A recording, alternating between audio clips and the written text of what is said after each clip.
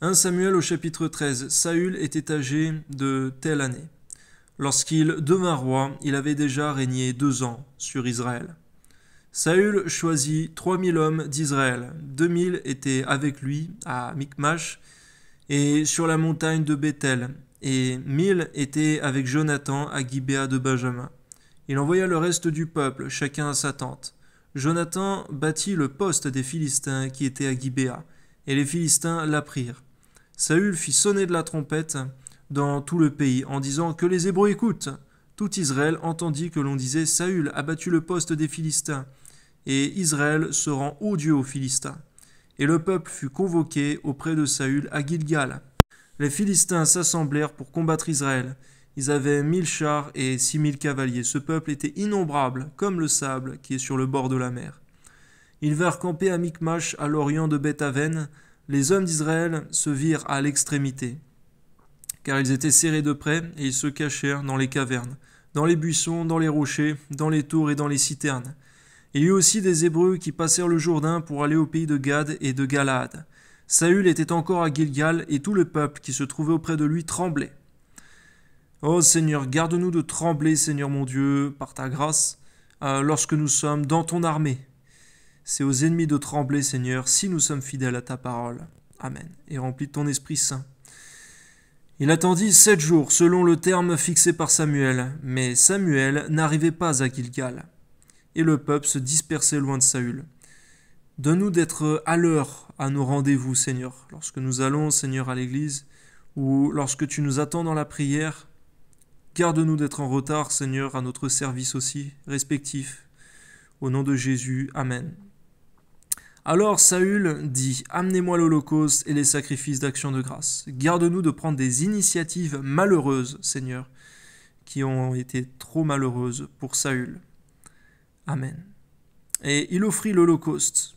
Comme il achevait d'offrir l'holocauste, voici.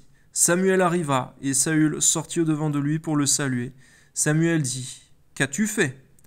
Saül répondit, lorsque j'ai vu que le peuple se dispersait loin de moi et que tu n'arrivais pas au terme fixé, que les Philistins étaient assemblés à Michmash, je me suis dit, les Philistins vont descendre contre moi à Gilgal, et je n'ai pas imploré l'Éternel.